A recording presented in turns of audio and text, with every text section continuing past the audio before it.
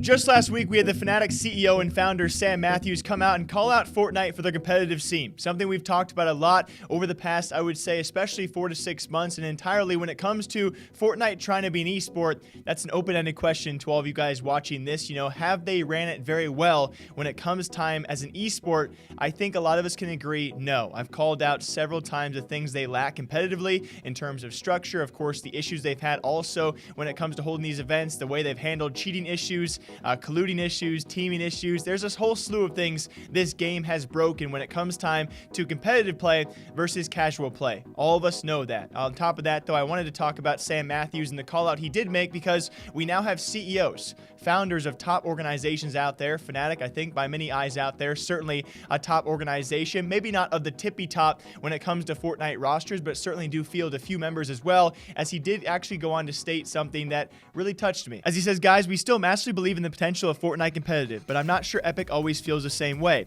We speak with all publishers, work with them on driving esports. Epic doesn't feel it needs us. We're here, open and ready to help drive Fortnite. Use us. And my first thought is, this is great. I love to see founders, CEOs, top dogs when it comes time for who you think of in terms of esports organizational owners and founders and C-class employees. The Jack Etiennes, the Steves, we have Nade Shots, we got Hector Rodriguez, we got Hastros, so on and so forth. Not all of those guys tied to the game of Fortnite. Fnatic is certainly one of them, though. And when you have big people like this making these statements on top of everything we already know about this competitive scene, and especially as of recent news, we've talked all around this. You have Cash Cups, you had FNCS as well, besides DreamHack Anaheim, which had no official broadcast, or I don't believe Epic Games backing either. What have we had since Fortnite World Cup? And even then, we have the rumor in question, will Fortnite World Cup #2 be a thing, with some pro players simply saying it probably won't happen? I think it will, but it is kind of weird to see the competitive nature of this game be so active,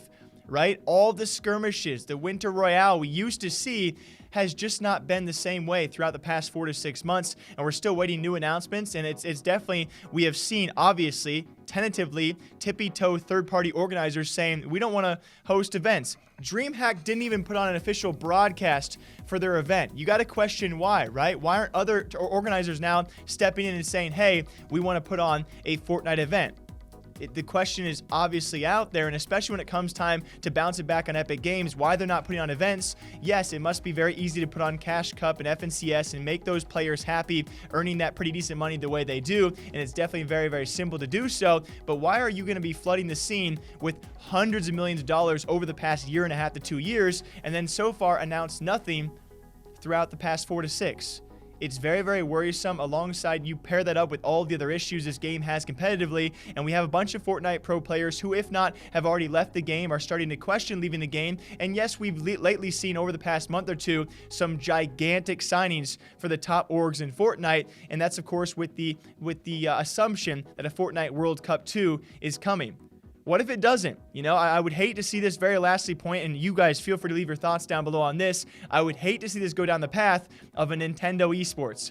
Me and Zan on our podcast have gone back and forth about this. If you guys do not know, Nintendo has pretty much come forward and said by now, we don't want to help with the prize pools. We don't want to help with the gigantic events out there because we don't need to. Our game does very well on its own. We make billions on our own. We don't need esports or competitive. I would hate for the end-all be-all for Fortnite to be the flash flooding of hundreds of millions of dollars, and then eventually they just do nothing because they realize they don't have to. And I'm not saying that's the route they're going, but evidently over the past 4 to 6 months, that seems where they're going. They are very happy pleasing the casual players, which, albeit if that's what makes it work, go for it. But you can't preach yourself to be an esport or a competitive game if that's all you're attuning to sell skins to the vast majority and not support your competitive and esports scene, which I thought had a very, very bright future, albeit battle royales don't really have the best when it comes to esports out there. But if one had the chance, it was certainly a game like Fortnite.